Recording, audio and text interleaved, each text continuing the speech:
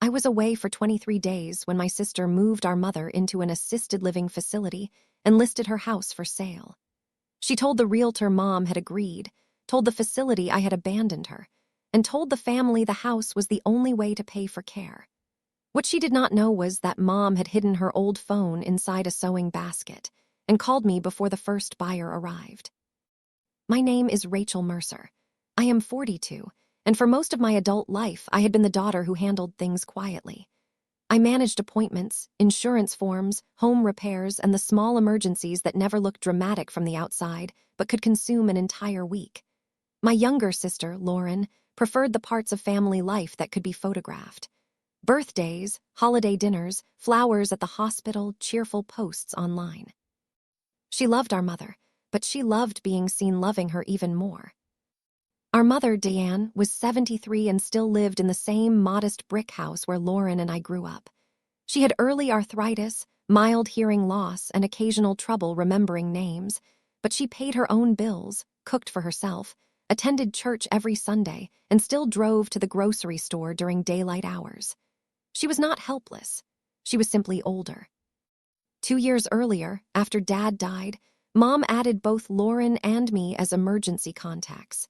She also signed a limited power of attorney naming me to handle medical matters only if a doctor declared her unable to make decisions. Lauren knew that. She had complained about it for months. She said I had manipulated Mom.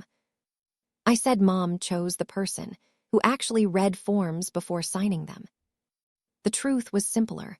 Lauren had a history of treating access like ownership.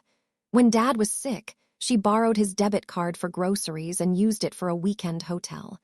When Mom gave her a spare key, Lauren started entering the house without calling. When she needed money, she called it an advance on what we would inherit someday. Mom always forgave her. 3 months before everything happened, I accepted a temporary work assignment in Denver. It was supposed to last 4 weeks. Before leaving, I stocked Mom's freezer, arranged transportation to physical therapy, and asked our neighbor, Mrs. Alvarez, to check in every other day. Lauren promised to visit twice a week. For the first 10 days, everything seemed normal. Mom and I spoke every evening. She complained about the weather, asked whether I was eating properly, and told me Mrs. Alvarez had brought soup. Lauren sent photos of flowers on Mom's kitchen table and wrote, "Taking care of her." Then Mom stopped answering. At first, I assumed her phone had died. I called Lauren. She said Mom had become confused, left the stove on, and wandered outside after midnight. Lauren claimed a social worker recommended immediate placement in an assisted living facility. I asked for the social worker's name. Lauren said she was driving and would send it later. She never did. I called Mom's doctor. The receptionist said there had been no emergency appointment, no cognitive evaluation, and no recommendation for assisted living. When I confronted Lauren, she became defensive. She said doctors did not see what families saw. She said Mom needed 24-hour supervision and accused me of minimizing the problem because I was out of state. I booked the earliest flight home.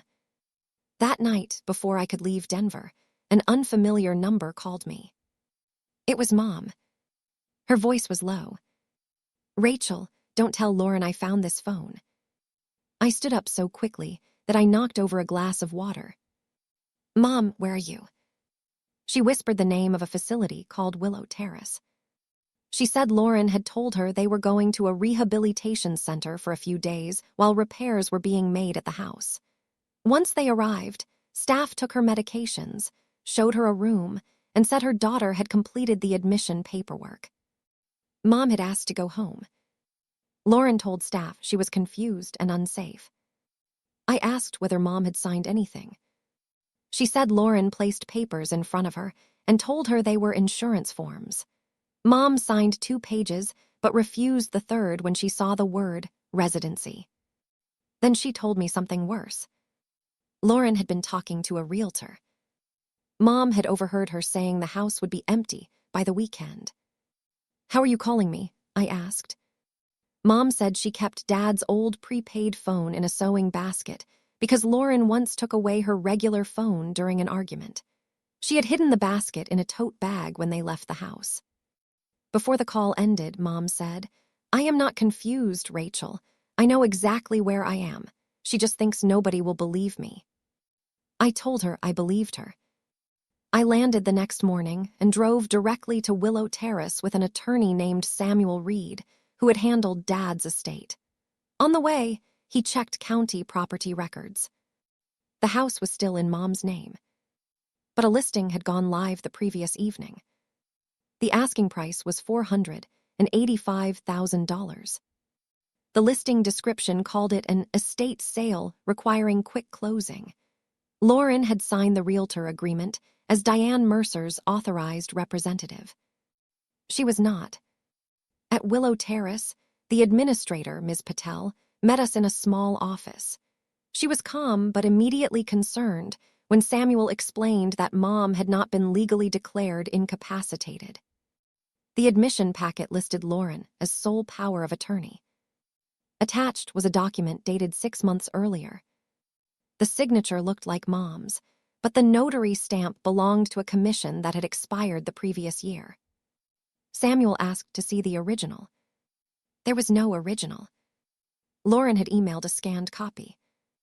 Ms. Patel brought Mom into the office.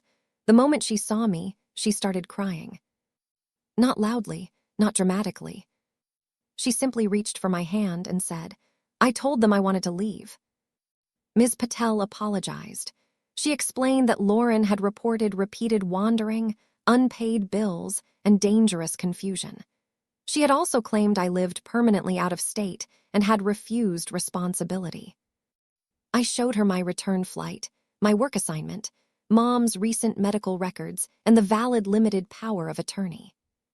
Mom answered every orientation question correctly. She knew the date, the president, her address, her medications, and exactly how many days she had been at Willow Terrace. Ms. Patel suspended the admission and released Mom into my care. But the first showing of her house was scheduled for 11 that morning. We arrived at 10:45. There were already 2 cars outside and a realtor unlocking the front door. Lauren stood in the driveway, holding a folder. When she saw us, her face went white. She asked what I was doing there. Mom answered before I could. "I live here." The realtor looked from Lauren to Mom. Lauren said Mom was not well and should not be making decisions. Samuel introduced himself and asked Lauren to produce the authority that allowed her to list the property. She handed him a copy of the same forged document. He pointed out the expired notary commission, the missing original, and language that did not match the valid document prepared by his office. The realtor canceled the showing immediately. One of the buyers began recording on his phone. Lauren shouted that everyone was humiliating her. Mom looked at her and said, "You put me in a locked building and tried to sell my home. You did not leave me much dignity to protect." Lauren began crying. She said she had been trying to help. She claimed the house was becoming too difficult for Mom to manage and assisted living was expensive. She said selling quickly was the responsible thing to do. I asked why she had listed it as an estate sale when Mom was alive. She said the realtor suggested the wording. The realtor denied it. Then Samuel found the second motive. Lauren had emailed the realtor from a shared family account. In the thread, she asked whether the seller could receive a $20,000 advance after closing documents were signed. She said she needed the money to secure temporary housing and manage transition costs. The temporary housing was for Lauren. Her landlord had filed an eviction, notice 2 weeks earlier. She had planned to use Mom's house sale to rescue herself. Mom sat down on the porch step. For once, she did not defend Lauren. Samuel called the police because of the forged power of attorney and attempted property fraud. The responding officer took statements, collected copies of the documents, and advised Lauren not to enter the house. She kept saying, "This is a family matter." The officer replied, "Forgery becomes a legal matter." The property listing was removed that afternoon. The realtor's brokerage opened an internal review. Willow Terrace also investigated how a scanned document with an expired notary stamp had been accepted without further verification. Lauren was not taken away in handcuffs. Real consequences are often slower than that. But she was charged months later with attempted fraud and forgery. She accepted a plea agreement that required restitution, probation, and financial counseling. More importantly, she lost every access point she had treated as entitlement. Mom changed the locks. She closed the shared accounts. She revoked every old authorization. Samuel prepared new estate documents with an independent witness and a separate attorney consultation, so nobody could later claim I had influenced her. I also arranged a real occupational safety assessment for the house. We added railings, brighter hallway lights, a stove shutoff device, and a medical alert system. Mom did not need to be removed from her home.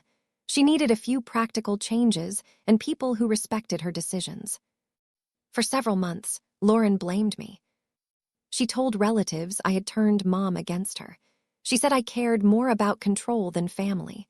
Some believed her until Mom spoke for herself.